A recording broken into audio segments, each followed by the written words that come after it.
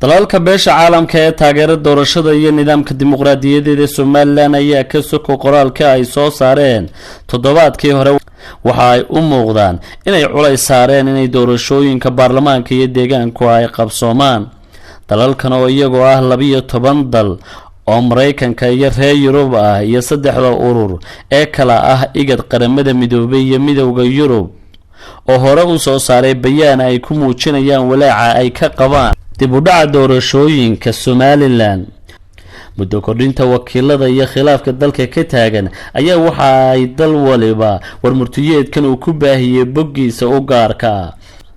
tusaale ahaan warmurtiyeedkii hore ee ay dalalkani ka soo saari jireen xaaladda doorashooyinka ee Somaliland waxa ay qoraalkooda ku baahin jireen barta bulshada ee Midowga Yurub, laakiin war-saxaafadeedkii u dambeeyay waxa dal waliba uu ku baahiyay si gaar ah iyadoo dalalka qaar ay ku baahiyeen bogga wasaaradooda arrimaha dibadda. qaramada Midoobay ayaa warkan iyadu ku baahisay barteeda u gaarka ah iyada oo raacisay qoraal nuxurkiisu u dhigan yahay sidan: koox ka mid ah saaxiibada Somaliland ee gobolka iyo waliba caalamka ayaa ka walaacsan in wax loo dhimay ballanqaadyadii ahaa in la qabto doorashooyinka baarlamaanka iyo deegaanka waxaanay ugu baaqeen dhammaan dhinacyada inay xaliyaan ismariwaaga hadda taagan.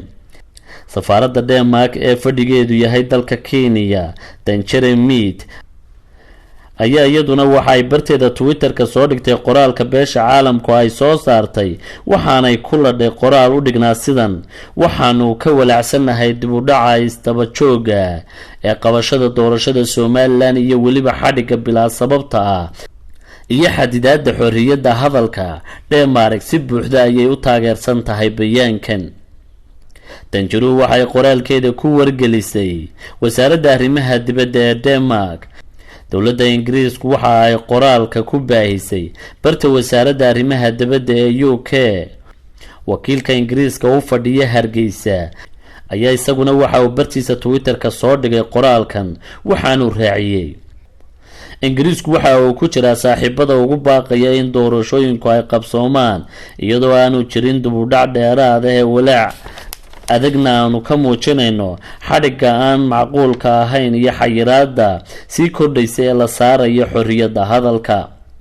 safaaradda Mareykanka ee fadhigeedu yahay Muqdisho ayaa iyaduna waxa ay barteeda ku baahisay warmurtiyeedkan ay beesha caalamku soo saartay ee kaga hadlaysay doorashooyinka Somaliland.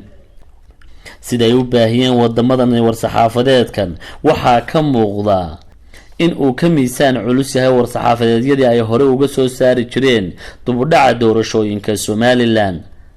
dad badan oo falanqeeya xiriirka caalamiga ayaa warmurtiyeedkan ku tilmaamay kii ugu cuslaa ee ay dalalka Somaliland ka taageera arrimaha doorashooyinku ay ka soo saaraan dib u dhaca doorashooyinka isu soo taraya.